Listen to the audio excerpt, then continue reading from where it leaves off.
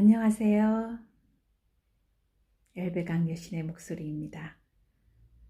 그리스인 조르바 세 번째 이야기 시작합니다.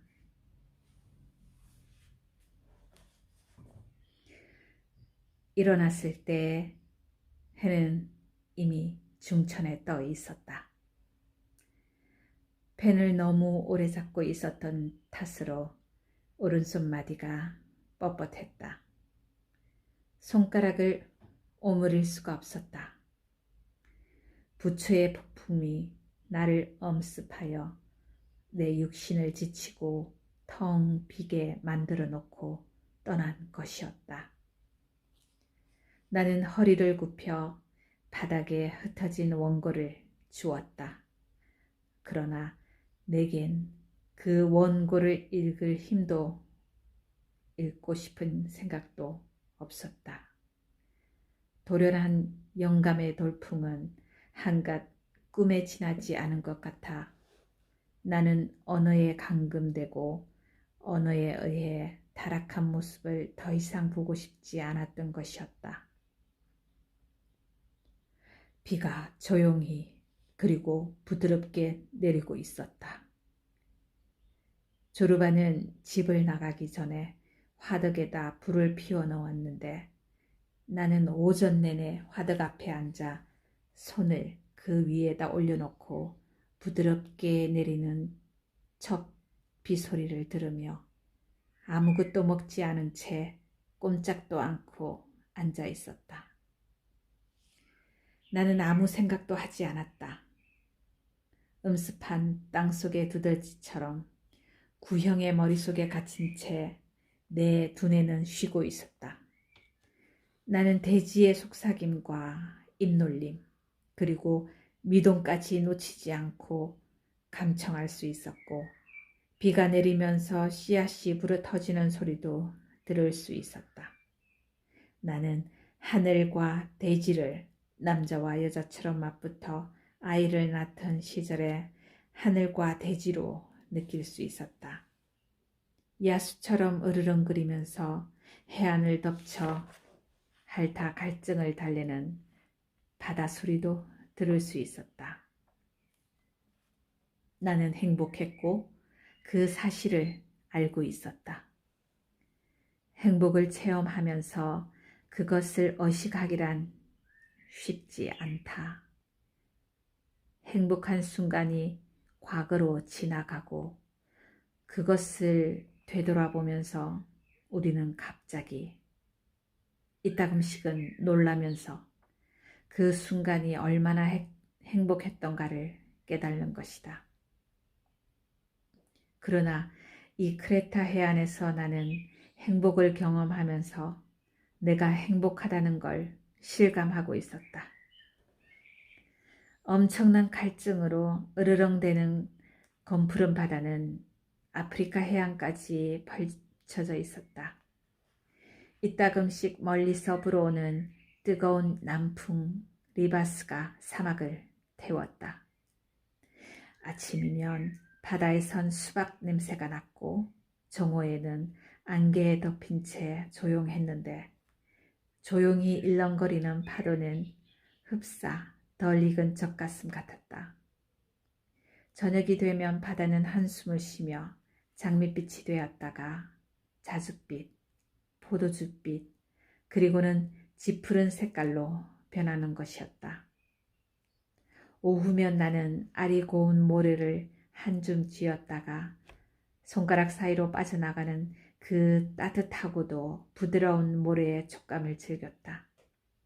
손은 우리의 인생이 새어나가다 이윽고 사라지고 마는 모래시계였다. 손 그 자체도 사라져갔다. 나는 바다를 바라보며 조르바의 목소리를 들었는데 그런 순간은 관자놀이가 쁘근하도록 행복했다. 나는 4살 먹은 내 진려 알카와 장난감 가게를 들여다보던 순간을 떠올렸다. 섣달 금음날이었다. 꼬마는 나를 돌아보며 이런 놀라운 말을 했다. 오그레 삼촌, 나는 쑥쑥 자라나는 풀이에요. 그게 참 기뻐요.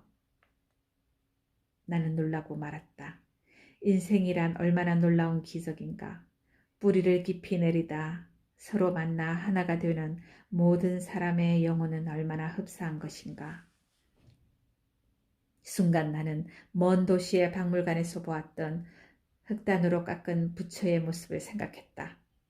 7년의 고뇌 끝에 해탈한 부처에 더할 나위 없이 희열의 참모습을 새긴 것이었다.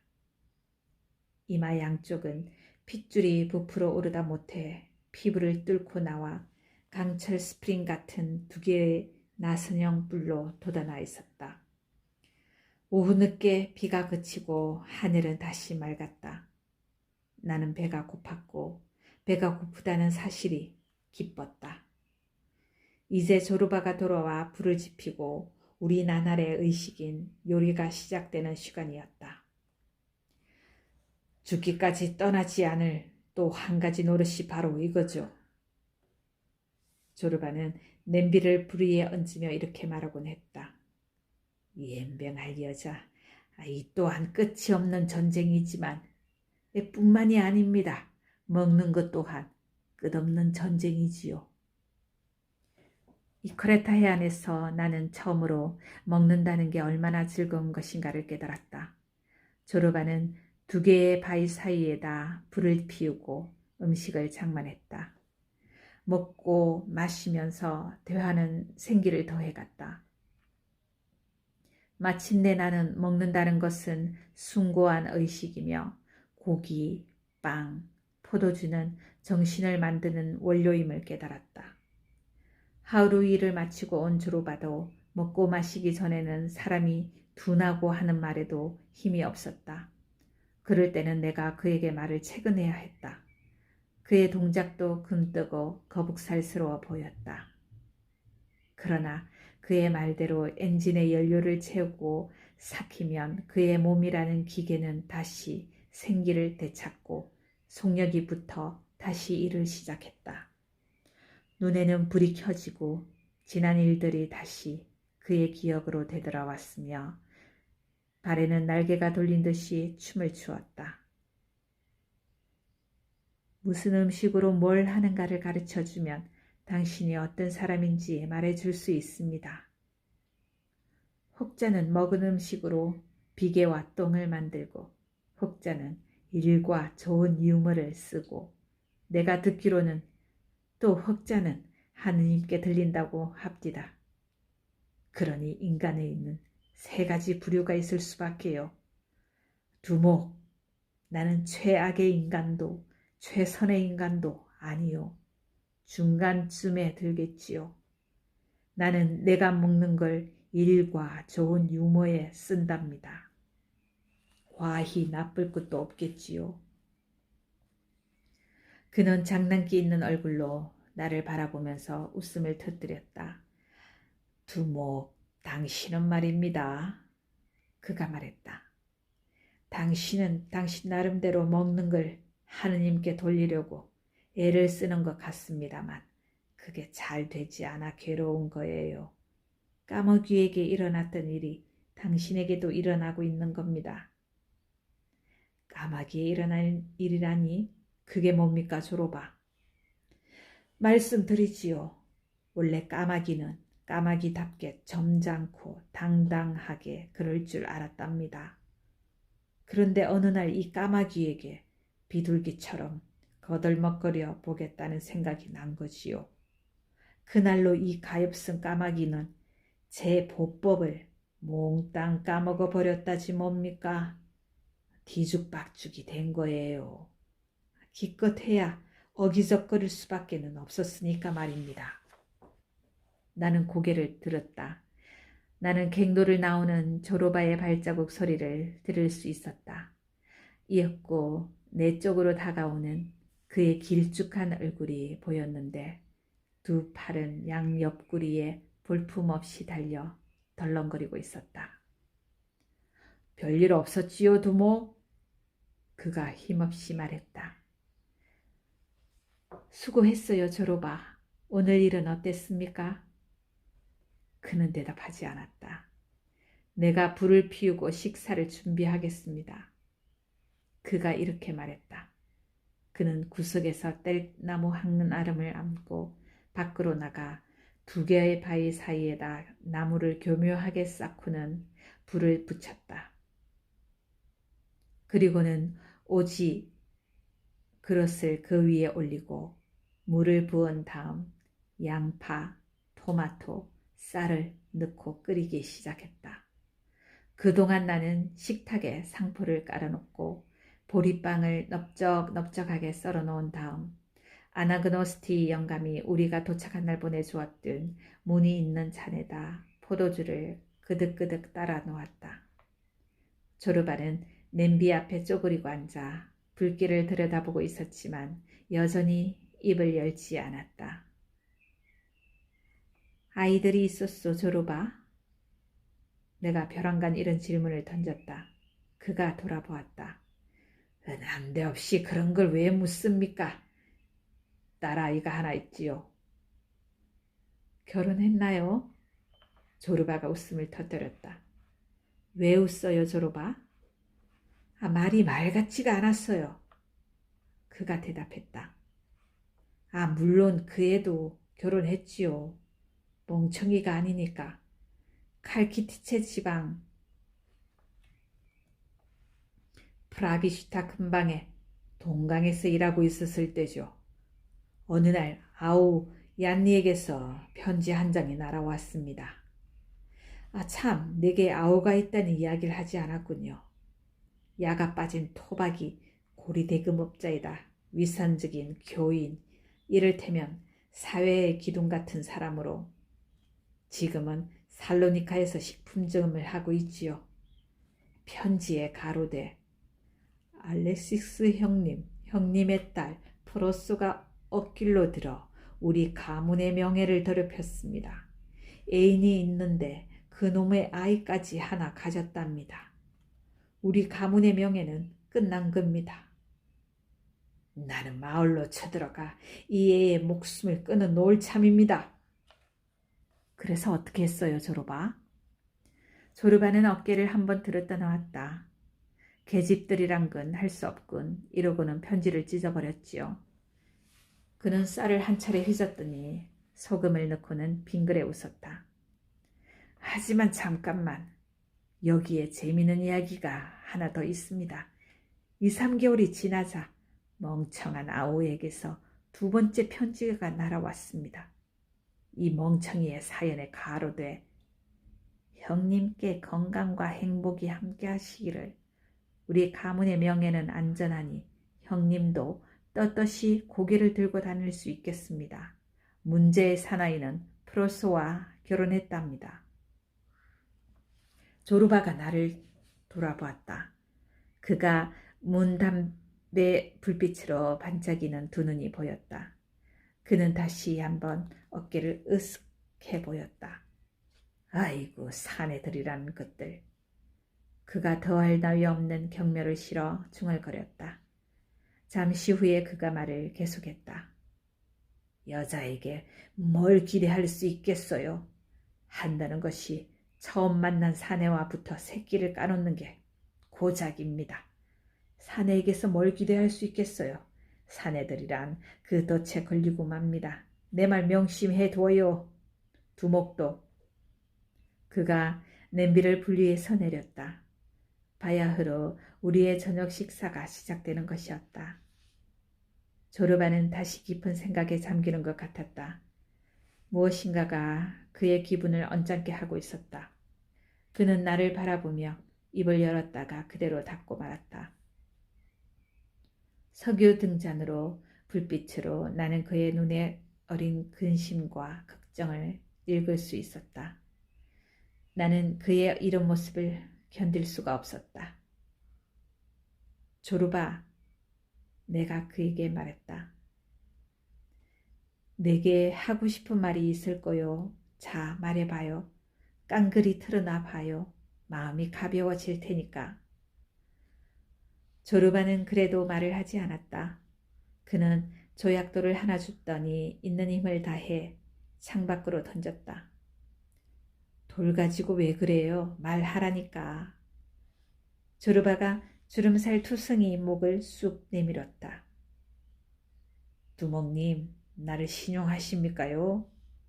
그가 근심으로 가득한 눈을 들어 나를 바라보았다. 그렇소, 조르바. 내가 대답했다. 당신이란 사람은 무슨 짓을 해도 그르칠 턱이 없소. 당신은 그르치려고 해봐야 그렇게는 안 될 겁니다. 당신은 사자나 이리 같다고나 할까. 그런 맹수에게 양이나 나귀 같은 처신은 해봐야 안 됩니다. 천성이란 어쩔 수 없는 거니까. 당신도 마찬가지입니다. 당신은 머리끝에서 손톱끝까지 조르바라는 겁니다. 조르바가 고개를 끄덕였다. 그렇지만 우리가 어디로 가고 있는지는 짐작조차 할 수가 없어요. 그가 대답했다. 내가 아니까 당신은 그런 걱정하지 않아도 됩니다. 그저 해 나가면 되는 겁니다. 두목, 그 말씀 다시 한번 해주시오. 내게 용기를 좀 주시오. 그가 소리쳤다. 그저 해 나가기만 하면 돼요. 조르바의 눈이 다시 빛났다. 이제 말씀드릴 수가 있겠군. 그가 말을 꺼내었다. 요 며칠 동안 마음속으로 계획을 하나 짜고 있었어요. 미친놈 같은 생각인데 한번 해볼까요? 그런 걸 꼭 내게 물어봐야 하나요? 우리가 여기 온 건 그것 때문이 아니요. 생각을 실천한다는 것. 조르바가 황새처럼 목을 내리고 기쁨과 두려움이 섞인 눈으로 나를 바라보았다. 솔직하게 말씀해 주시오, 두목. 그가 외쳤다. 우리는 갈탄을 캐러 여기 왔겠지요.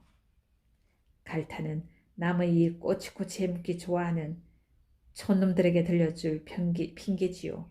이런 핑계가 있어야 촌놈들은 우리를 근사한 청부업자쯤으로 보고 인사하랍시고 토마토를 넌지시 않을 게 아니요.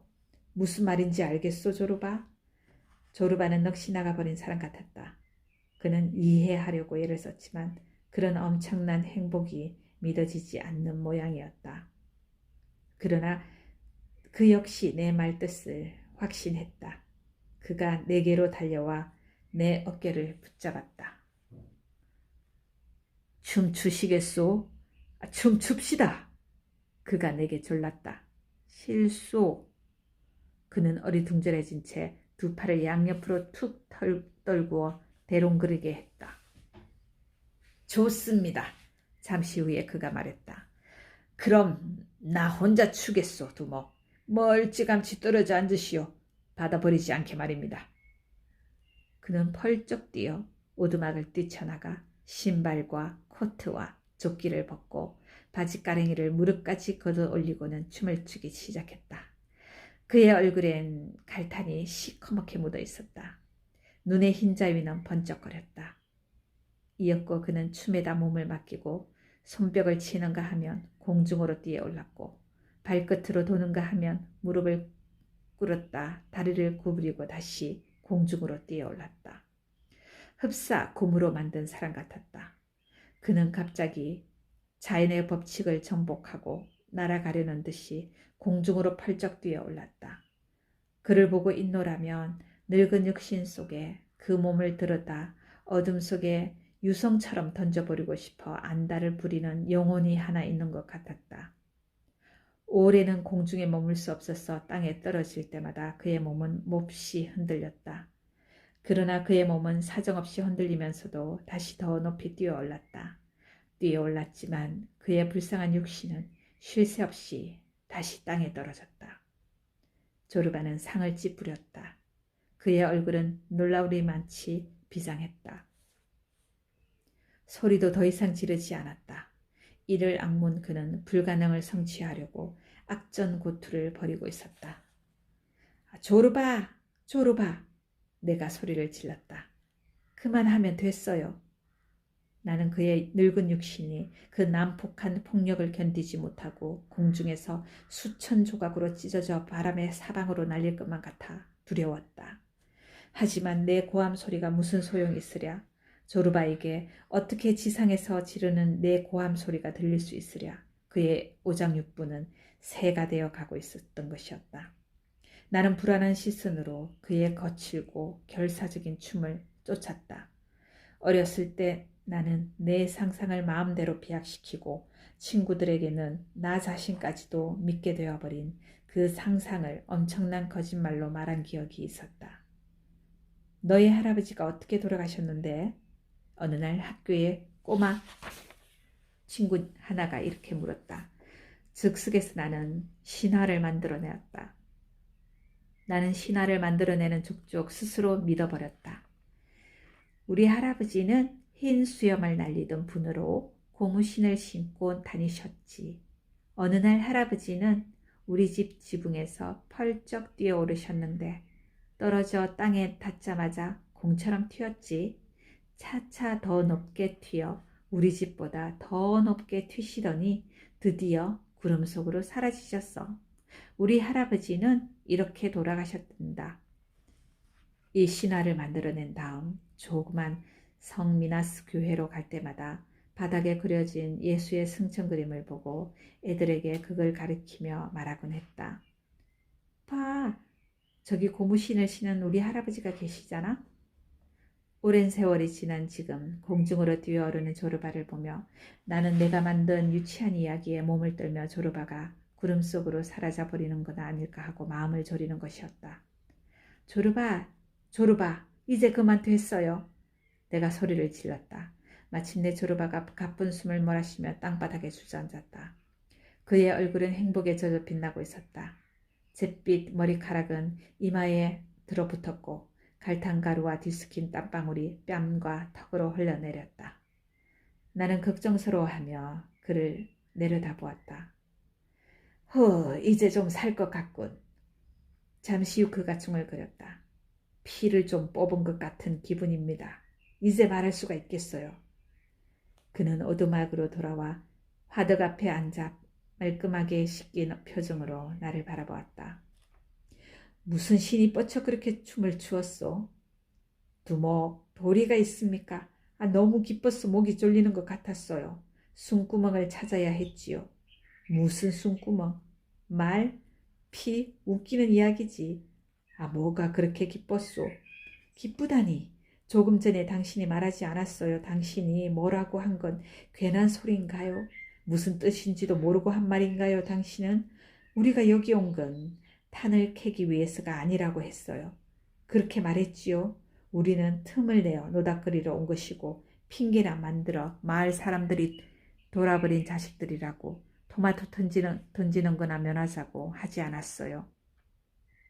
하지만 우리 둘만 남고 아무도 보지 않을 때면 웃고 즐기자는 것 아닌가요? 내 말이 틀렸나요? 맹세코 드리는 말씀입니다만 내가 바라는 것도 그거예요. 그런데 나는 두목의 눈치를 몰랐던 거지요. 나도 이따금씩 갈탄 생각도 했습니다만 늙은 부블리나에다가 당신 생각까지 하다 보니 뭐가 뭔지 몰라 오락가락 했지요. 갱도를 팔 때는 오냐 내가 바라는 건 탄이다 하고 나 자신에게 다짐했지요. 그래서 대가리에서 발 뒤꿈치까지 몽땅 갈탄이 되는 거지요.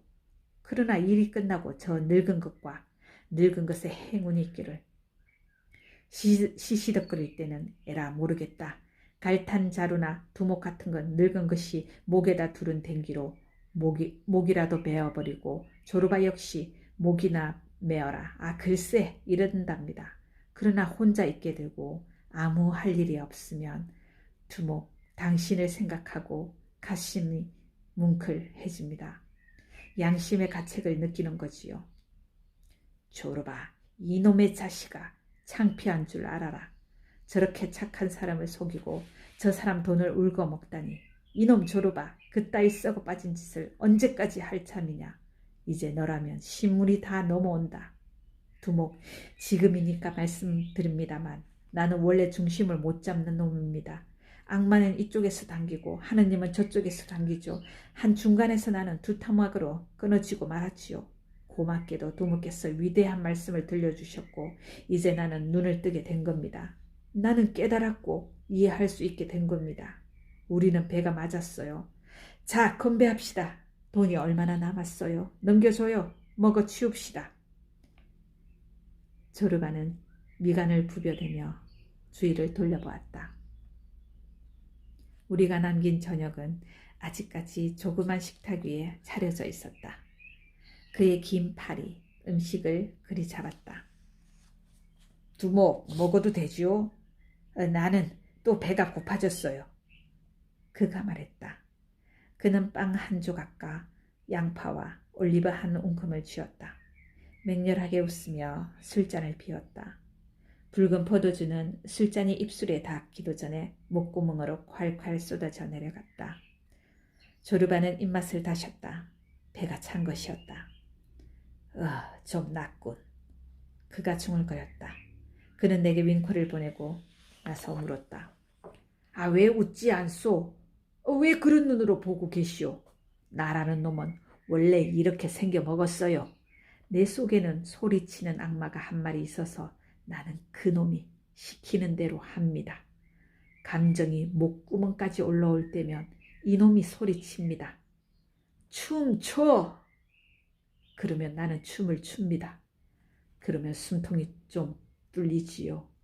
칼키디체에서 우리 꼬마 디미트라키가 죽었을 때입니다. 나는 벌떡 일어나서 조금 전처럼 춤을 추었지요. 친척과 친구들이 시체 앞에서 춤추는 나를 말렸어요. 조르바가 돌아버렸다. 조르바가 미쳐버렸다. 그 사람들이 웅성거리더군요. 하지만 춤을 추지 않았더라면 정말 미치고 말았을 겁니다. 너무 슬퍼서죠. 그게 내 첫 아들인데다 3살 때 죽어 나로서는 견딜 수가 없었었지요. 두목, 이제 내 말 이해하실 수 있겠어요? 젠장, 아니라면 내가 혼잣말을 하고 있는 건가? 알았어요, 조르바. 이해하고 말고요. 당신은 혼잣말을 하고 있는 게 아니요. 또 한때는 그때 나는 러시아에 있었지요. 그래요, 광산. 그렇지. 노보로시크에서 동강일을 하느라고 러시아에 가 있었지요. 러시아 말은 5마디 일하는데 필요한 정도밖에 몰랐어요. 예, 아니요, 빵, 물, 사랑한다, 오너라, 얼마요, 이런 것 정도지요. 그러나 나는 러시아 친구 하나를 사귀었지요. 철저한 볼세비키였답니다. 우리는 매일 밤 한고의 술집으로 갔지요. 둘이서 보드카 몇 번 까먹고 나면 세상이 돈짝만해집니다. 한 번은 배가 맞아 이야기를 좀 나누려고 했지요. 그놈은 러시아 혁명 중에 있었던 일을 내게 이야기하고 싶어 했고 나도 그때까지 일을 그 친구에게 하고 싶었지요. 우리는 잔뜩 마시고 형제 사이처럼 다정해집니다. 우리는 손짓 발짓으로 한 가지 결론에 이르렀지요. 이 친구가 먼저 하기로 했습니다. 그러나 알아들을 도리가 있어야지요. 내가 소리를 지릅니다. 그만둬! 하고 그러면 이 친구는 벌떡 일어나 춤을 추기로 한 거예요. 두목, 내 말 알아듣겠어요? 그 친구는 내게 하고 싶은 말을 춤으로 추는 겁니다. 나도 똑같이 했지요. 우리는 입으로 표현할 수 없는 말을 발로, 손으로, 배로, 하이, 하이, 호플라, 호하이 따위의 장단으로 표현하기로 한 거지요. 러시아 친구 차례가 되었습니다. 어쩌다 총을 들게 되었는지, 전쟁이 어떻게 터졌는지, 어쩌다 노보로시스크로 굴러들어오게 되었는지 이야기하는 겁니다. 알아들을 도리가 없죠. 내가 소리를 질렀습니다. 그만둬! 하고 러시아 친구가 펄쩍 뛰어올라 춤을 춥니다. 꼭 미친놈처럼 추더군요. 그 손과 발과 가슴과 눈을 보고 있으면 전부 알아들을 수 있었지요. 노보로시스크로 굴러들어온 경위며 상점을 턴 이야기, 남의 집으로 뛰어들어가 개집을 먹은 이야기를 죄다 하는 겁니다. 처음엔 개집이 악을 쓰며 제 얼굴을 제 손톱으로 핥히며 사내에게 달려들지만 분위기가 무르익으면 눈을 감고 콧노래를 부르더라나요. 여자인데 별수가 있겠어요. 러시아 친구가 끝내자 이번엔 내 차례가 되었지요. 나는 서너 마디밖에 할 수 없었죠. 이 러시아 친구 조금 맹한 데가 있어서 알아들을 수 없었나 봐요. 그만둬 하고 소리를 지르더군요. 나도 그 순간을 기다렸죠. 나도 벌떡 일어서서 의자와 식탁을 한쪽으로 밀어붙이고 춤을 추었지요. 불쌍한 친구. 인간의 타락이 지나쳐 악마가 몽땅 먹어버렸지 뭡니까. 그래서 몸은 벙어리가 되어버리고 주둥이만 나불거리게 된 거지요. 하지만 주둥이라는 게 대체 무슨 말을 할 수 있겠어요? 무슨 이야기를 할 수 있겠어요? 당신이 그 러시아 친구를 보셨더라면 내 말을 얼마나 잘 알아듣는지 알 수 있었을 텐데. 나는 내 불행을 춤으로 추었습니다. 내 편력을 말입니다. 내가 몇 번 결혼한 사람인지, 내가 한 짓, 석수장이 강부, 행상, 옹기장이, 비정규 전투요원, 산투리장이, 복근 호박씨 장수, 대장장이, 밀수꾼, 감옥에 들어간 사연, 탈출한 이야기, 러시아로 글로 들어온 경위 등등. 맹한 친구였지만 내가 표현한 건 모조리 알아들었지요. 내 발, 내 손이 말을 했고 내 머리카락, 내 옷도 말을 했지요. 허리에 차고 있던 나이프까지 말을 했어요. 춤을 끝내자 이 떡대가 집채만한 친구가 널름 나를 끌어안았어요. 우리는 또 한 번 보드카를 철철 넘치게 따랐지요. 그리고는 서로를 부둥켜 안고 울고 웃었답니다. 날이 셀 무렵 우리는 떨어져 비틀거리며 잠자리로 들었지요. 그리고도 밤에는 또 만났더랬습니다. 웃어요, 두목? 내 말 믿겠지요? 당신은 속으로 이러고 있을지 모르겠어요. 이 뱃사람 신밧드 같은 녀석이 무슨 잠꼬대를 하고 있어 춤으로 이야기하다니 그게 어디 될 법이나 한 일인가 하고. 내 맹세코 마라그니와 신과 악마는 이런 식으로 이야기를 했을 겁니다. 그렇지만 당신은 졸리는 모양이군요. 너무 나약해요. 스태미나가 없어요. 가서 잡시다. 내일 이야기 다시 하고요. 내게 계획이 하나 있어요. 놀라운 계획입니다. 내일 이야기하죠. 나는 담배 한 대 더 피우겠어요. 바다에서라도 한바탕 들어갔다 나올까 봐요. 불이라도 붙은 것 같은데 꺼야지요. 안녕히 주무시게. 나는 꽤 오랜 시간 동안 잠을 청하려고 애쓰며 생각했다. 내 인생은 한낱 낭비에 지나지 않았다. 걸레를 찾아 내가 배운 것, 내가 보고 들은 것을 깡그리 지우고 조르바라는 학교에 들어가 저 위대한 진짜 알파벳을 배울 수 있다면 내 인생은 얼마나 다른 길로 들었을 것인가. 내 오감과 육신을 제대로 훈련시켜 인생을 즐기고 이해하게 된다면, 그러자면 다른 박질을 배우고 씨름을 배우고 수영을, 승마를, 배를 젓는 것, 차를 모는 것, 사격을 배워야 했다. 내 정신을 육신으로 채워야 했다. 내 육신을 정신으로 채워야 했다. 그렇게 하자면 내 내부의 도살인 두 개의 영원한 적대자를 화해시켜야 했다. 침대 위에 우두커니 앉은 채 깡그리 낭비하고만 내 인생을 생각했다. 열린 문을 통해 나는 별빛으로 조르바의 모습을 볼 수 있었다. 그는 밤새처럼 바위 위에 쪼그리고 앉아 있었다. 그가 부러웠다. 진리를 발견한 사람은 조르바라고 나는 생각했다. 그는 제대로 살아가고 있는 것이었다. 지금 세상이 아닌 좀 더 원시적이고 창조적인 시대였다면 조르바는 한 종족의 추장쯤 넉넉히 했으리라. 그는 앞장서서 도끼를 들고 세기를 열었으리라. 아니면 유명한 성을 찾아다니는 유명한 음유시인이 되어 누구나 성주고 기부인이고 하인이고 간에 자기 시를 노래하게 했으리라. 이 불행한 시대에서 조르바는 줄인 이리처럼 울 안을 목마르게 배회했다. 아니면 글장이의 광대로 떨어지고 말거나. 나는 벌떡 일어나서 조르바를 보았다. 그는 옷을 벗어 자갈밭에다 던지고는 바닷속으로 뛰어들었다. 희미한 달빛으로 나는 한동안 그를 바라보았다. 나타났다 사라지곤 하는 그의 커다란 머리를 볼 수 있었다. 이따금씩 그는 소리를 지르다 개처럼 짖다 말처럼 힝힝거리다 수탉처럼 꺼이꺼이 울었다. 이 텅 빈 밤에 그의 영혼은 동물과 진화한 것이었다. 서서히 나는 모르는 사이에 골아떨어지고 말았다.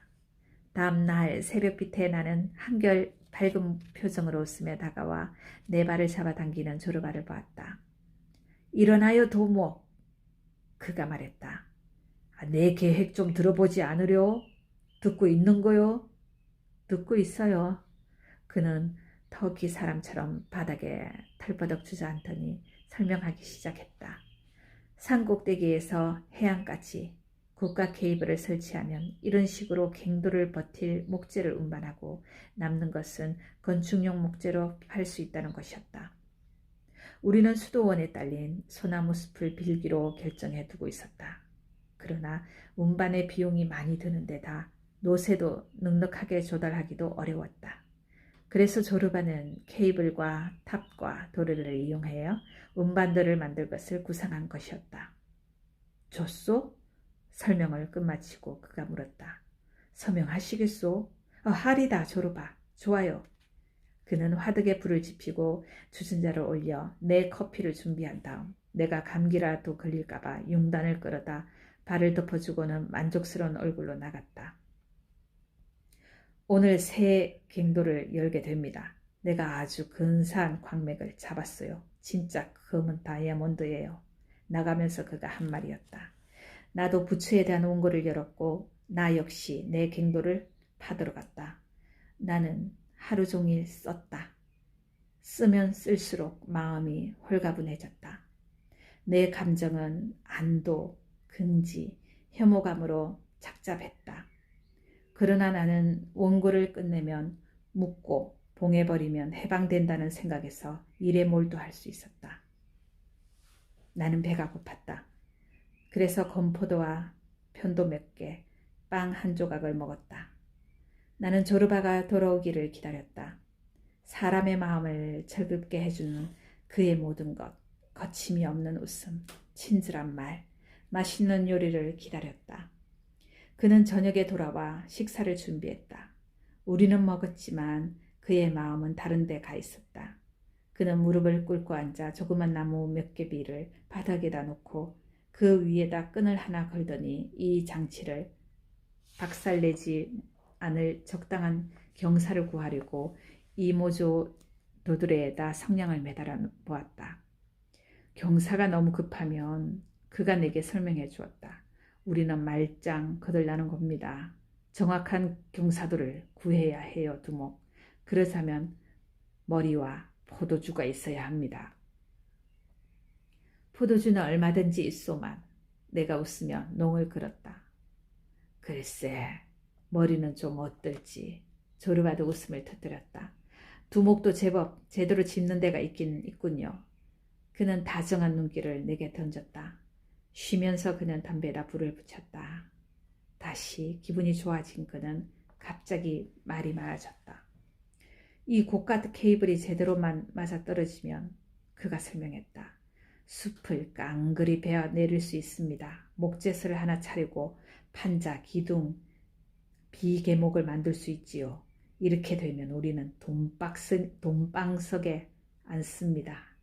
그러면 돛 3개짜리 배라도 하나 사들여 보따리 싸고는 배 뒤로 돌멩이 하나 집어 던지고 세계 일주 항해를 떠나는 겁니다.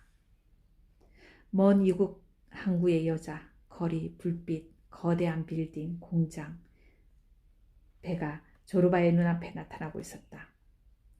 두모, 나는 벌써 대가리 꼭대기가 하얗게 새었고 이빨도 흔들거리기 시작해요. 그래서 미적거릴 시간이 없어요. 당신은 젊으니까 참고 기다릴 수 있겠지요. 하지만 감히 선언합니다만 나이 먹을수록 나는 더 거칠어질 겁니다. 어느 놈도 사람이란 나이를 먹으면 침착해진다는 소리를 못하게 할 겁니다. 죽음이 오는 걸 보고는 목을 쑥 내밀고 날 잡아잡수 그래야 천당 가지. 이따위 소리는 못하게 하고 말고요. 오래 살면 오래 살수록 나는 반항합니다. 나는 절대로 포기하지 않습니다. 세계를 정복해야 하니까요. 그는 일어나서 산투리를 벗겼다. 이리 오너라 이 도깨비 같은 것아. 그가 중얼거렸다. 말 한마디 없이 벽에 걸려 뭘 했니? 어디 네 노래 좀 들어보자. 조르바가 산투리를 싼 천을 벗길 때의 부드럽고 조심스런 손놀림은 아무리 봐도 실증나지 않았다. 그는 자줏빛 무화과 껍질이나 여자의 옷을 벗기는 것처럼 곱살 맞았다.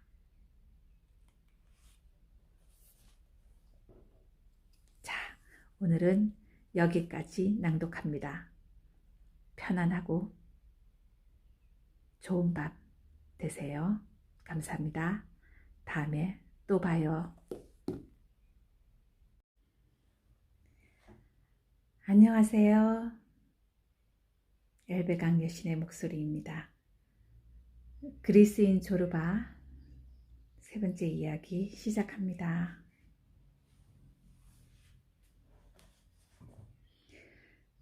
일어났을 때 해는 이미 중천에 떠 있었다. 펜을 너무 오래 잡고 있었던 탓으로 오른손 마디가 뻣뻣했다. 손가락을 오므릴 수가 없었다. 부처의 폭풍이 나를 엄습하여 내 육신을 지치고 텅 비게 만들어 놓고 떠난 것이었다. 나는 허리를 굽혀 바닥에 흩어진 원고를 주었다. 그러나 내겐 그 원고를 읽을 힘도 읽고 싶은 생각도 없었다. 도련한 영감의 돌풍은 한갓 꿈에 지나지 않은 것 같아 나는 언어에 감금되고 언어에 의해 타락한 모습을 더 이상 보고 싶지 않았던 것이었다. 비가 조용히 그리고 부드럽게 내리고 있었다. 조르바는 집을 나가기 전에 화덕에다 불을 피워 넣었는데 나는 오전 내내 화덕 앞에 앉아 손을 그 위에다 올려놓고 부드럽게 내리는 첫 비 소리를 들으며 아무것도 먹지 않은 채 꼼짝도 않고 앉아 있었다. 나는 아무 생각도 하지 않았다. 음습한 땅속의 두더지처럼 구형의 머릿속에 갇힌 채 내 두뇌는 쉬고 있었다. 나는 대지의 속삭임과 입놀림 그리고 미동까지 놓치지 않고 감청할 수 있었고 비가 내리면서 씨앗이 부러터지는 소리도 들을 수 있었다. 나는 하늘과 대지를 남자와 여자처럼 맞붙어 아이를 낳던 시절에 하늘과 대지로 느낄 수 있었다. 야수처럼 으르렁거리면서 해안을 덮쳐 핥아 갈증을 달래는 바다 소리도 들을 수 있었다. 나는 행복했고 그 사실을 알고 있었다. 행복을 체험하면서 그것을 의식하기란 쉽지 않다. 행복한 순간이 과거로 지나가고 그것을 되돌아보면서 우리는 갑자기 이따금씩은 놀라면서 그 순간이 얼마나 행복했던가를 깨닫는 것이다. 그러나 이 크레타 해안에서 나는 행복을 경험하면서 내가 행복하다는 걸 실감하고 있었다. 엄청난 갈증으로 으르렁대는 검푸른 바다는 아프리카 해안까지 펼쳐져 있었다. 이따금씩 멀리서 불어오는 뜨거운 남풍 리바스가 사막을 태웠다. 아침이면 바다에선 수박 냄새가 났고 정오에는 안개에 덮인 채 조용했는데 조용히 일렁거리는 파도는 흡사 덜 익은 젖가슴 같았다. 저녁이 되면 바다는 한숨을 쉬며 장밋빛이 되었다가 자줏빛, 포도주빛, 그리고는 짙푸른 색깔로 변하는 것이었다. 오후면 나는 알이 고운 모래를 한 줌 쥐었다가 손가락 사이로 빠져나가는 그 따뜻하고도 부드러운 모래의 촉감을 즐겼다. 손은 우리의 인생이 새어나가다 이윽고 사라지고 마는 모래시계였다. 손 그 자체도 사라져갔다. 나는 바다를 바라보며 조르바의 목소리를 들었는데 그런 순간은 관자놀이가 쁘근하도록 행복했다. 나는 4살 먹은 내 진려 알카와 장난감 가게를 들여다보던 순간을 떠올렸다. 섣달 금음날이었다. 꼬마는 나를 돌아보며 이런 놀라운 말을 했다. 오그레 삼촌, 나는 쑥쑥 자라나는 풀이에요. 그게 참 기뻐요. 나는 놀라고 말았다. 인생이란 얼마나 놀라운 기적인가. 뿌리를 깊이 내리다 서로 만나 하나가 되는 모든 사람의 영혼은 얼마나 흡사한 것인가. 순간 나는 먼 도시의 박물관에서 보았던 흑단으로 깎은 부처의 모습을 생각했다.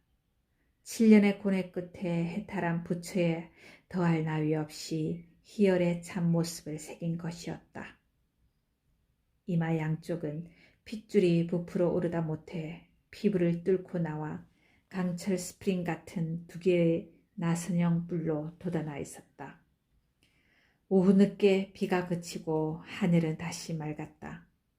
나는 배가 고팠고 배가 고프다는 사실이 기뻤다. 이제 조르바가 돌아와 불을 지피고 우리 나날의 의식인 요리가 시작되는 시간이었다. 죽기까지 떠나지 않을 또 한 가지 노릇이 바로 이거죠. 조르바는 냄비를 불 위에 얹으며 이렇게 말하곤 했다. 연병할 여자, 이 또한 끝이 없는 전쟁이지만 뿐만이 아닙니다. 먹는 것 또한 끝없는 전쟁이지요. 이 크레타 해안에서 나는 처음으로 먹는다는 게 얼마나 즐거운 것인가를 깨달았다. 조르바는 2개의 바위 사이에다 불을 피우고 음식을 장만했다. 먹고 마시면서 대화는 생기를 더해갔다. 마침내 나는 먹는다는 것은 숭고한 의식이며 고기, 빵, 포도주는 정신을 만드는 원료임을 깨달았다. 하루 일을 마치고 온 조르바도 먹고 마시기 전에는 사람이 둔하고 하는 말에도 힘이 없었다. 그럴 때는 내가 그에게 말을 채근해야 했다. 그의 동작도 금뜨고 거북살스러워 보였다. 그러나 그의 말대로 엔진에 연료를 채우고 삭히면 그의 몸이라는 기계는 다시 생기를 되찾고 속력이 붙어 다시 일을 시작했다.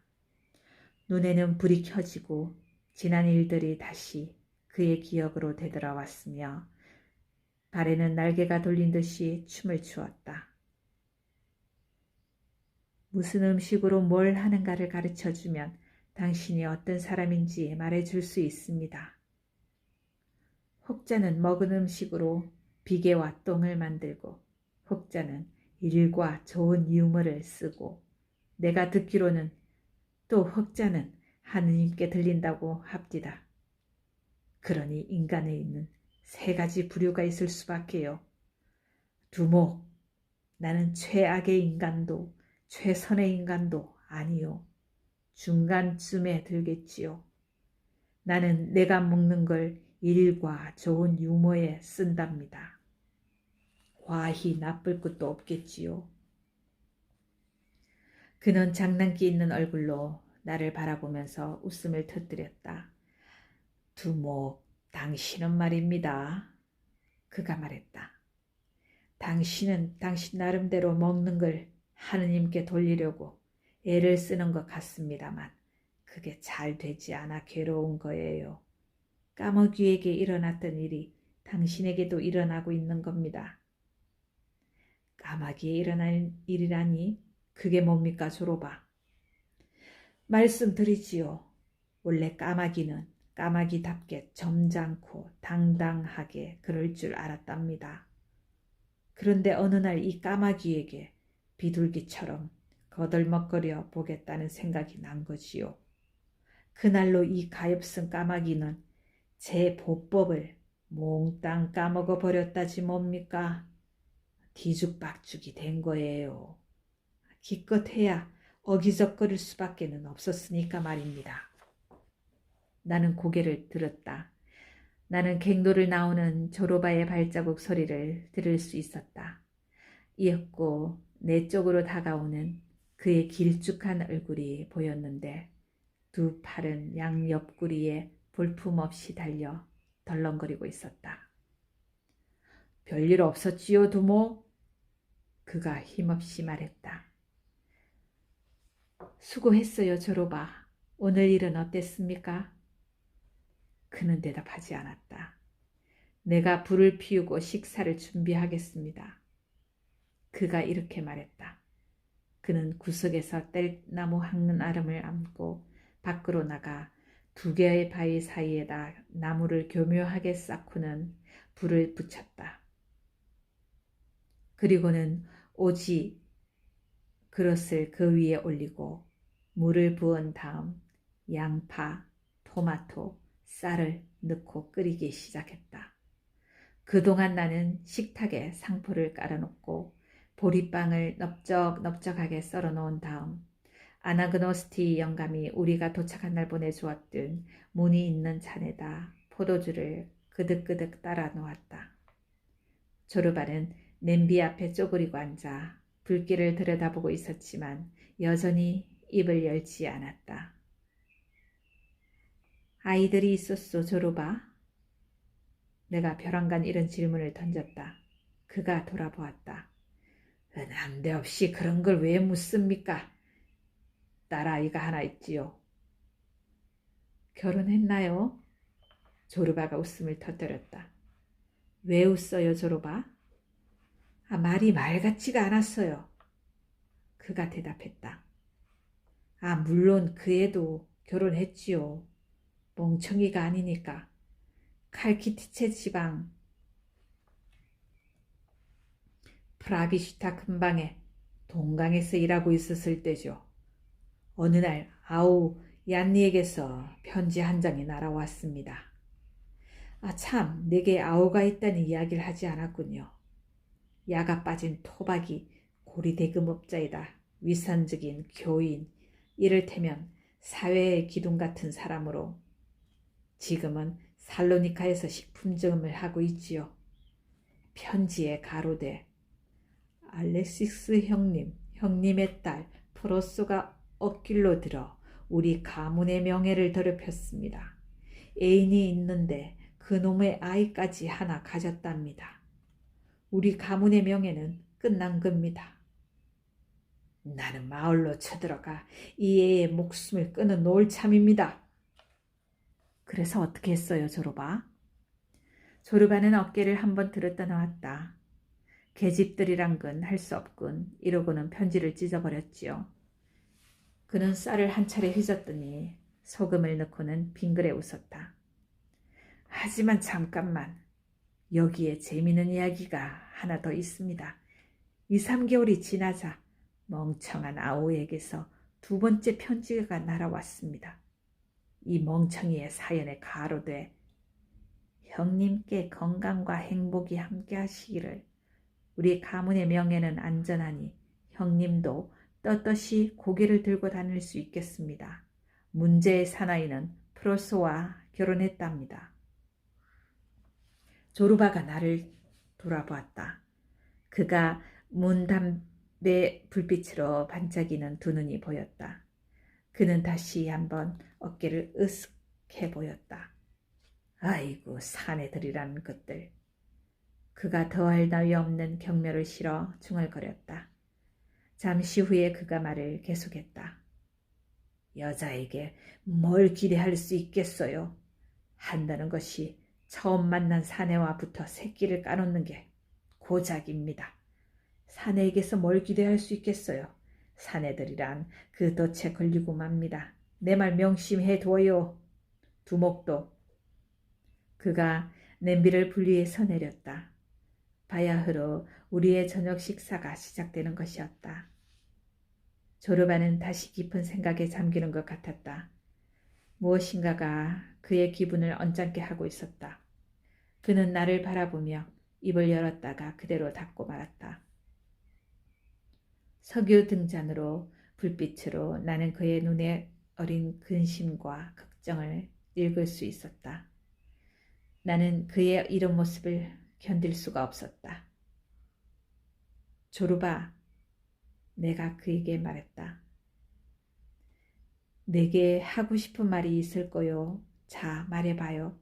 깡그리 틀어놔 봐요. 마음이 가벼워질 테니까. 조르바는 그래도 말을 하지 않았다. 그는 조약돌을 하나 줬더니 있는 힘을 다해 창밖으로 던졌다. 돌 가지고 왜 그래요? 말하라니까. 조르바가 주름살 투성이 목을 쑥 내밀었다. 두목님, 나를 신용하십니까요? 그가 근심으로 가득한 눈을 들어 나를 바라보았다. 그렇소, 조르바. 내가 대답했다. 당신이란 사람은 무슨 짓을 해도 그르칠 턱이 없소. 당신은 그르치려고 해봐야 그렇게는 안 될 겁니다. 당신은 사자나 이리 같다고나 할까. 그런 맹수에게 양이나 나귀 같은 처신은 해봐야 안 됩니다. 천성이란 어쩔 수 없는 거니까. 당신도 마찬가지입니다. 당신은 머리끝에서 손톱끝까지 조르바라는 겁니다. 조르바가 고개를 끄덕였다. 그렇지만 우리가 어디로 가고 있는지는 짐작조차 할 수가 없어요. 그가 대답했다. 내가 아니까 당신은 그런 걱정하지 않아도 됩니다. 그저 해나가면 되는 겁니다. 두목, 그 말씀 다시 한번 해주시오. 내게 용기를 좀 주시오. 그가 소리쳤다. 그저 해나가기만 하면 돼요. 조르바의 눈이 다시 빛났다. 이제 말씀드릴 수가 있겠군. 그가 말을 꺼내었다. 요 며칠 동안 마음속으로 계획을 하나 짜고 있었어요. 미친놈 같은 생각인데 한번 해볼까요? 그런 걸 꼭 내게 물어봐야 하나요? 우리가 여기 온 건 그것 때문이 아니요. 생각을 실천한다는 것. 조르바가 황새처럼 목을 내리고 기쁨과 두려움이 섞인 눈으로 나를 바라보았다. 솔직하게 말씀해 주시오, 두목. 그가 외쳤다. 우리는 갈탄을 캐러 여기 왔겠지요. 갈탄은 남의 일 꼬치꼬치 해묻기 좋아하는 촌놈들에게 들려줄 핑계지요. 이런 핑계가 있어야 촌놈들은 우리를 근사한 청부업자쯤으로 보고 인사하랍시고 토마토를 넌지시 않을 게 아니요. 무슨 말인지 알겠소, 조르바? 조르바는 넋이 나가버린 사람 같았다. 그는 이해하려고 애를 썼지만 그런 엄청난 행복이 믿어지지 않는 모양이었다. 그러나 그 역시 내 말뜻을 확신했다. 그가 내게로 달려와 내 어깨를 붙잡았다. 춤추시겠소? 춤춥시다. 그가 내게 졸랐다. 실소. 그는 어리둥절해진 채 두 팔을 양옆으로 툭 떨구어 대롱그르게 했다. 좋습니다. 잠시 후에 그가 말했다. 그럼 나 혼자 추겠소, 두목. 멀찌감치 떨어져 앉으시오. 받아버리지 않게 말입니다. 그는 펄쩍 뛰어 오두막을 뛰쳐나가 신발과 코트와 조끼를 벗고 바지가랭이를 무릎까지 걷어 올리고는 춤을 추기 시작했다. 그의 얼굴엔 갈탄이 시커멓게 묻어 있었다.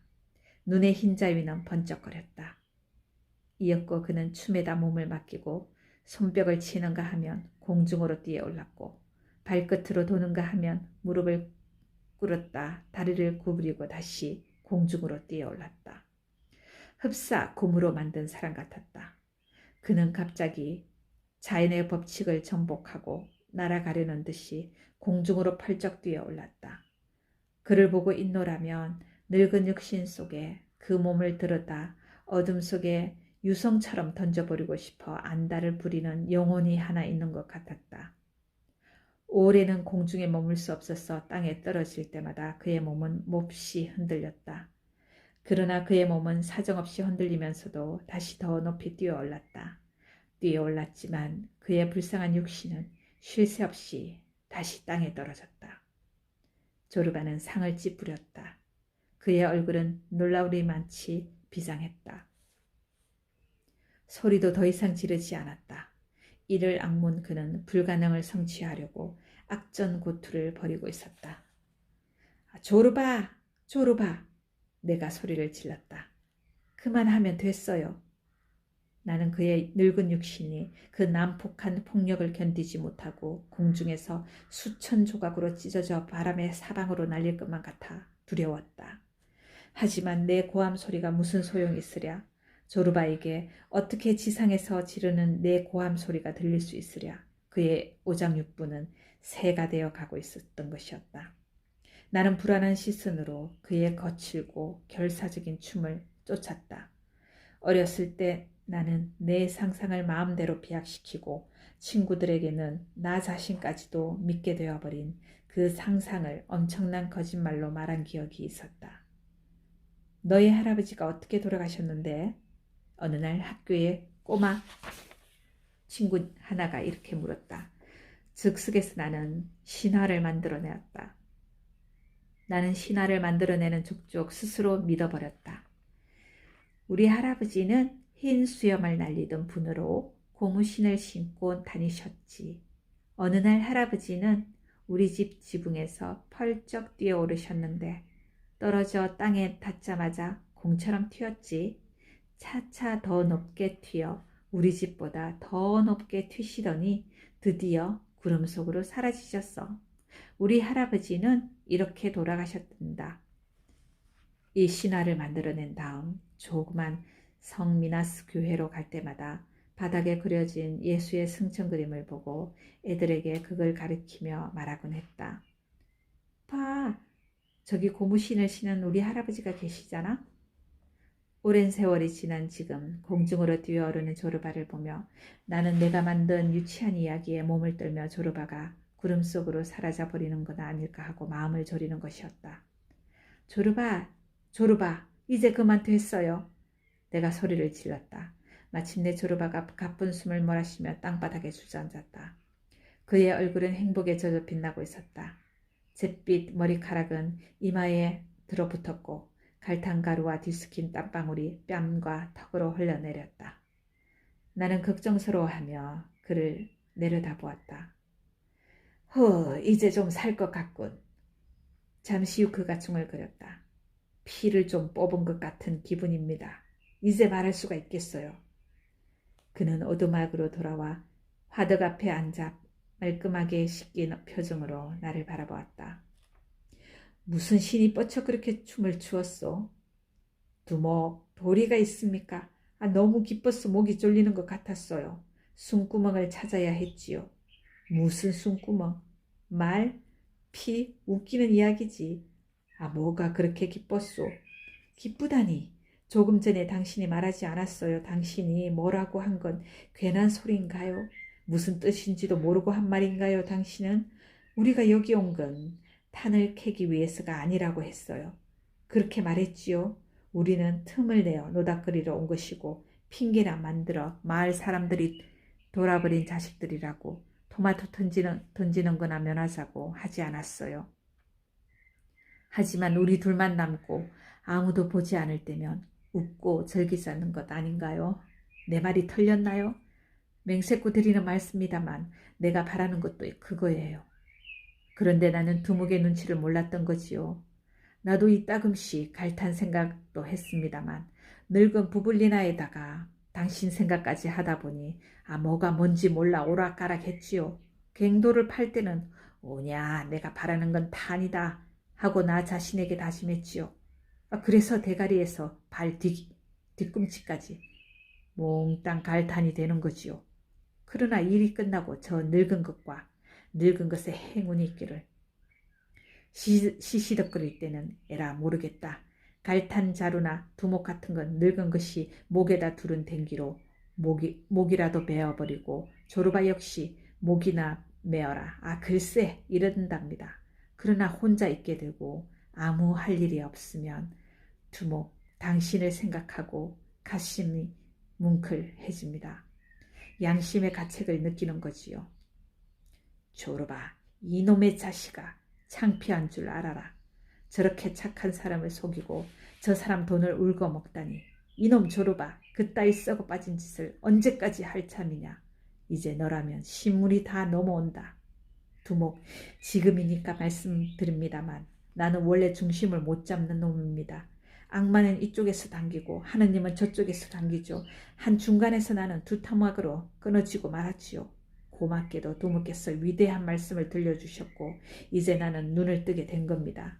나는 깨달았고 이해할 수 있게 된 겁니다. 우리는 배가 맞았어요. 자, 건배합시다. 돈이 얼마나 남았어요? 넘겨줘요. 먹어 치웁시다. 조르바는 미간을 부벼대며 주위를 돌려보았다. 우리가 남긴 저녁은 아직까지 조그만 식탁 위에 차려져 있었다. 그의 긴 팔이 음식을 그리 잡았다. 두목, 먹어도 되지요? 나는 또 배가 고파졌어요. 그가 말했다. 그는 빵 한 조각과 양파와 올리브 한 움큼을 쥐었다. 맹렬하게 웃으며 술잔을 비웠다. 붉은 포도주는 술잔이 입술에 닿기도 전에 목구멍으로 콸콸 쏟아져 내려갔다. 조르바는 입맛을 다셨다.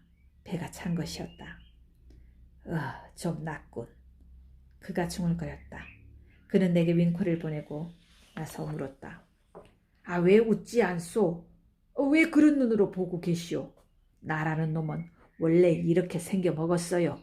내 속에는 소리치는 악마가 한 마리 있어서 나는 그 놈이 시키는 대로 합니다. 감정이 목구멍까지 올라올 때면 이놈이 소리칩니다. 춤춰! 그러면 나는 춤을 춥니다. 그러면 숨통이 좀 뚫리지요. 칼키디체에서 우리 꼬마 디미트라키가 죽었을 때입니다. 나는 벌떡 일어나서 조금 전처럼 춤을 추었지요. 친척과 친구들이 시체 앞에서 춤추는 나를 말렸어요. 조르바가 돌아버렸다. 조르바가 미쳐버렸다. 그 사람들이 웅성거리더군요. 하지만 춤을 추지 않았더라면 정말 미치고 말았을 겁니다. 너무 슬퍼서죠. 그게 내 첫 아들인데다 3살 때 죽어 나로서는 견딜 수가 없었었지요. 두목, 이제 내 말 이해하실 수 있겠어요? 젠장, 아니라면 내가 혼잣말을 하고 있는 건가? 알았어요, 조르바. 이해하고 말고요. 당신은 혼잣말을 하고 있는 게 아니요. 또 한때는 그때 나는 러시아에 있었지요. 그래요, 광산. 그렇지. 노보로시크에서 동강일을 하느라고 러시아에 가 있었지요. 러시아 말은 5마디 일하는데 필요한 정도밖에 몰랐어요. 예, 아니요, 빵, 물, 사랑한다, 오너라, 얼마요, 이런 것 정도지요. 그러나 나는 러시아 친구 하나를 사귀었지요. 철저한 볼세리키였답니다. 우리는 매일 밤 한 곳의 술집으로 갔지요. 둘이서 보드카 몇 번 까먹고 나면 세상이 돈짝만해집니다. 한 번은 배가 맞아 이야기를 좀 나누려고 했지요. 그놈은 러시아 혁명 중에 있었던 일을 내게 이야기하고 싶어 했고 나도 그때까지 일을 그 친구에게 하고 싶었지요. 우리는 잔뜩 마시고 형제 사이처럼 다정해집니다. 우리는 손짓 발짓으로 한 가지 결론에 이르렀지요. 이 친구가 먼저 하기로 했습니다. 그러나 알아들을 도리가 있어야지요. 내가 소리를 지릅니다. 그만둬! 하고 그러면 이 친구는 벌떡 일어나 춤을 추기로 한 거예요. 두목, 내 말 알아듣겠어요? 그 친구는 내게 하고 싶은 말을 춤으로 추는 겁니다. 나도 똑같이 했지요. 우리는 입으로 표현할 수 없는 말을 발로, 손으로, 배로, 하이, 하이, 호플라, 호하이 따위의 장단으로 표현하기로 한 거지요. 러시아 친구 차례가 되었습니다. 어쩌다 총을 들게 되었는지, 전쟁이 어떻게 터졌는지, 어쩌다 노보로시스크로 굴러들어오게 되었는지 이야기하는 겁니다. 알아들을 도리가 없죠. 내가 소리를 질렀습니다.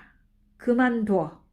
하고 러시아 친구가 펄쩍 뛰어올라 춤을 춥니다. 꼭 미친놈처럼 추더군요. 그 손과 발과 가슴과 눈을 보고 있으면 전부 알아들을 수 있었지요. 노보로시스크로 굴러들어온 경위며 상점을 턴 이야기, 남의 집으로 뛰어들어가 계집을 먹은 이야기를 죄다 하는 겁니다. 처음엔 계집이 악을 쓰며 제 얼굴을 제 손톱으로 핥히며 사내에게 달려들지만 분위기가 무르익으면 눈을 감고 콧노래를 부르더라나요. 여자인데 별 수가 있겠어요. 러시아 친구가 끝내자 이번엔 내 차례가 되었지요. 나는 서너 마디밖에 할 수 없었죠. 이 러시아 친구 조금 맹한 데가 있어서 알아들을 수 없었나 봐요. 그만둬 하고 소리를 지르더군요. 나도 그 순간을 기다렸죠. 나도 벌떡 일어서서 의자와 식탁을 한쪽으로 밀어붙이고 춤을 추었지요. 불쌍한 친구. 인간의 타락이 지나쳐 악마가 몽땅 먹어버렸지 뭡니까.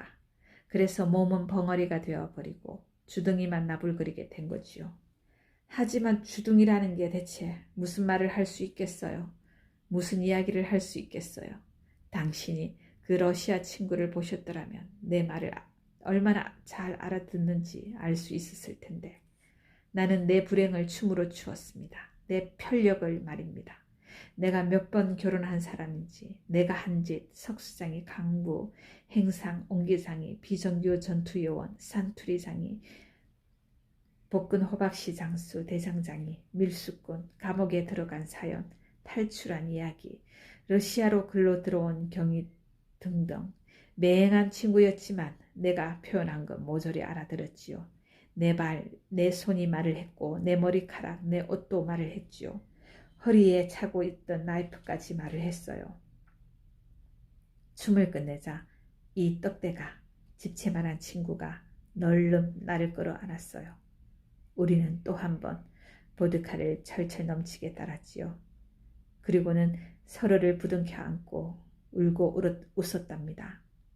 날이 셀 무렵 우리는 떨어져 비틀거리며 잠자리로 들었지요.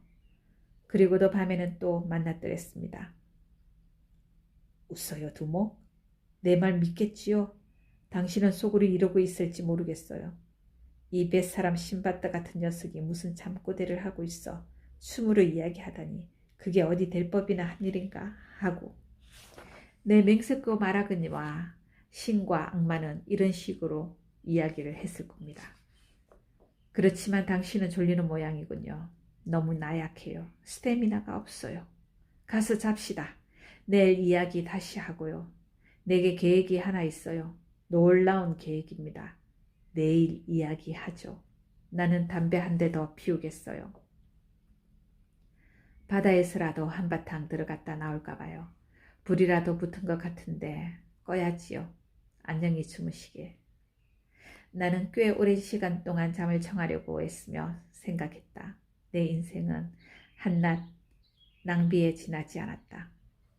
걸레를 찾아 내가 배운 것, 내가 보고 들은 것을 깡그리 지우고 조르바라는 학교에 들어가 저 위대한 진짜 알파벳을 배울 수 있다면 내 인생은 얼마나 다른 길로 들었을 것인가.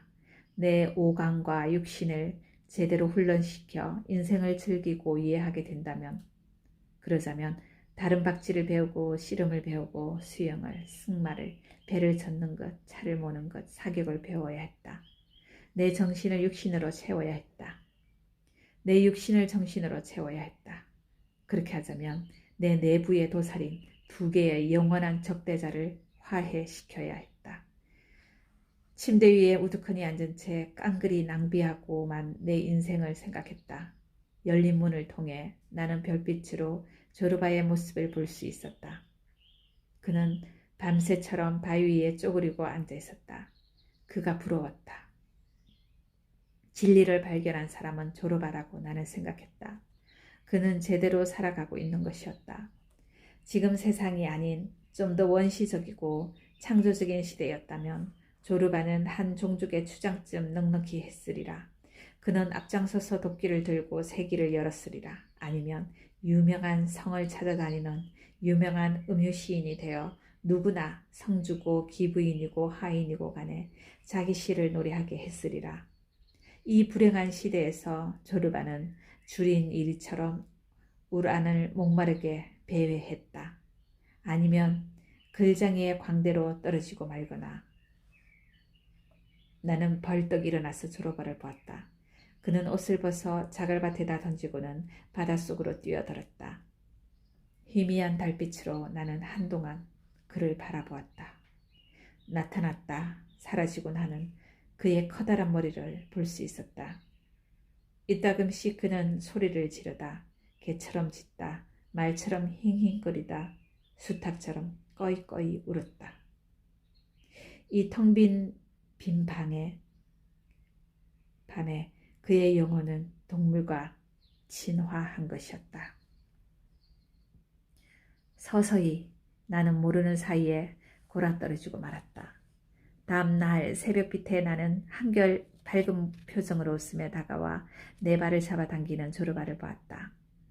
일어나요 도모. 그가 말했다. 내 계획 좀 들어보지 않으려? 듣고 있는 거요? 듣고 있어요.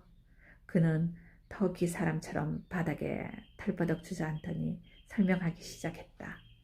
산 꼭대기에서 해안까지 고가 케이블을 설치하면 이런 식으로 갱도를 버틸 목재를 운반하고 남는 것은 건축용 목재로 팔 수 있다는 것이었다.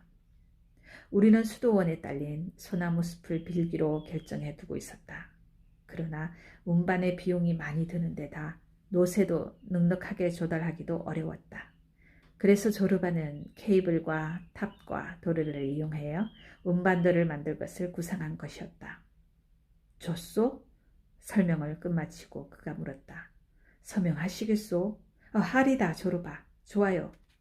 그는 화덕에 불을 지피고 주전자를 올려 내 커피를 준비한 다음 내가 감기라도 걸릴까봐 융단을 끌어다 발을 덮어주고는 만족스러운 얼굴로 나갔다. 오늘 새 갱도를 열게 됩니다. 내가 아주 근사한 광맥을 잡았어요. 진짜 검은 다이아몬드예요. 나가면서 그가 한 말이었다. 나도 부츠에 대한 원고를 열었고 나 역시 내 갱도를 파들어 갔다. 나는 하루 종일 썼다. 쓰면 쓸수록 마음이 홀가분해졌다. 내 감정은 안도, 긍지, 혐오감으로 착잡했다. 그러나 나는 원고를 끝내면 묻고 봉해버리면 해방된다는 생각에서 일에 몰두할 수 있었다. 나는 배가 고팠다. 그래서 건포도와 편도 몇 개, 빵 한 조각을 먹었다. 나는 조르바가 돌아오기를 기다렸다. 사람의 마음을 즐겁게 해주는 그의 모든 것, 거침이 없는 웃음, 친절한 말, 맛있는 요리를 기다렸다. 그는 저녁에 돌아와 식사를 준비했다. 우리는 먹었지만 그의 마음은 다른 데 가 있었다. 그는 무릎을 꿇고 앉아 조그만 나무 몇 개비를 바닥에다 놓고 그 위에다 끈을 하나 걸더니 이 장치를 박살내지 않을 적당한 경사를 구하려고 이모조 도드레에다 성냥을 매달아 보았다. 경사가 너무 급하면 그가 내게 설명해 주었다. 우리는 말짱 거들나는 겁니다. 정확한 경사도를 구해야 해요, 두목. 그러자면 머리와 포도주가 있어야 합니다. 포도주는 얼마든지 있소만. 내가 웃으며 농을 그렸다. 글쎄, 머리는 좀 어떨지. 조르바도 웃음을 터뜨렸다. 두목도 제법 제대로 짚는 데가 있긴 있군요. 그는 다정한 눈길을 내게 던졌다. 쉬면서 그는 담배에다 불을 붙였다. 다시 기분이 좋아진 그는 갑자기 말이 많아졌다. 이 고가 케이블이 제대로만 맞아떨어지면 그가 설명했다. 숲을 깡그리 베어 내릴 수 있습니다. 목재설을 하나 차리고 판자, 기둥, 비계목을 만들 수 있지요. 이렇게 되면 우리는 돈방석에 앉습니다. 그러면 돛 3개짜리 배라도 하나 사들여 보따리 싸고는 배 뒤로 돌멩이 하나 집어 던지고 세계 일주 항해를 떠나는 겁니다. 먼 이국 항구의 여자, 거리, 불빛, 거대한 빌딩, 공장, 배가 조르바의 눈앞에 나타나고 있었다. 두모, 나는 벌써 대가리 꼭대기가 하얗게 새었고 이빨도 흔들거리기 시작해요. 그래서 미적거릴 시간이 없어요. 당신은 젊으니까 참고 기다릴 수 있겠지요. 하지만 감히 선언합니다만 나이 먹을수록 나는 더 거칠어질 겁니다. 어느 놈도 사람이란 나이를 먹으면 침착해진다는 소리를 못하게 할 겁니다. 죽음이 오는 걸 보고는 목을 쑥 내밀고 날 잡아잡수 그래야 천당 가지. 이따위 소리는 못하게 하고 말고요. 오래 살면 오래 살수록 나는 반항합니다. 나는 절대로 포기하지 않습니다. 세계를 정복해야 하니까요. 그는 일어나서 산투리를 벗겼다. 이리 오너라 이 도깨비 같은 것아. 그가 중얼거렸다. 말 한마디 없이 벽에 걸려 뭘 했니? 어디 네 노래 좀 들어보자. 조르바가 산투리를 싼 천을 벗길 때의 부드럽고 조심스런 손놀림은 아무리 봐도 실증나지 않았다. 그는 자줏빛 무화과 껍질이나 여자의 옷을 벗기는 것처럼 곱살 맞았다. 자, 오늘은 여기까지 낭독합니다. 편안하고 좋은 밤 되세요. 감사합니다. 다음에 또 봐요.